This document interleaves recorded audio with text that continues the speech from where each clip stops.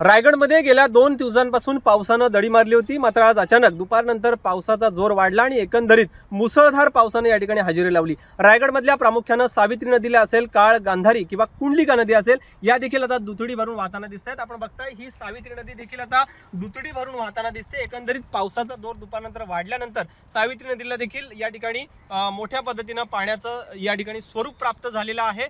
काठावर या नदीचं पाणी पोहोचलेलं आहे, त्यामुळे किनारपट्टी भागातील गावांना आता प्रशासनाकडून सतर्कतेचा इशारा देण्यात आलेला आहे। येत्या काही काळांमध्ये पावसाचा जोर वाढला तर नक्कीच या नद्या आहेत त्या किनारपट्टीची जी भाग आहे ती ओलांडण्याची दाट शक्यता आहे। त्यामुळे निश्चितच रायगड जिल्हा प्रशासन असेल किंवा NDRFची टीम असेल ही आता या ठिकाणी सज्ज असल्याचं दिसतंय। त्यामुळे येत्या काही तासांमध्ये पावसाचा जोर वाढू शकतो असा देखील हवामान विभागाकडून अंदाज व्यक्त करण्यात आलेला आहे।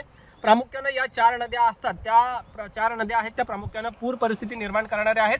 त्यामुळे पावसामध्ये खबरदारी म्हणून किनारपट्टी भागातील विशेष करून गावांकडे प्रशासनाचं या नदी किनारपट्टी भागांमधील लक्ष असतं आणि त्यामुळे निश्चितच आता येथील नागरिकांना देखील सतर्कतेचा इशारा देण्यात आलेला आहे।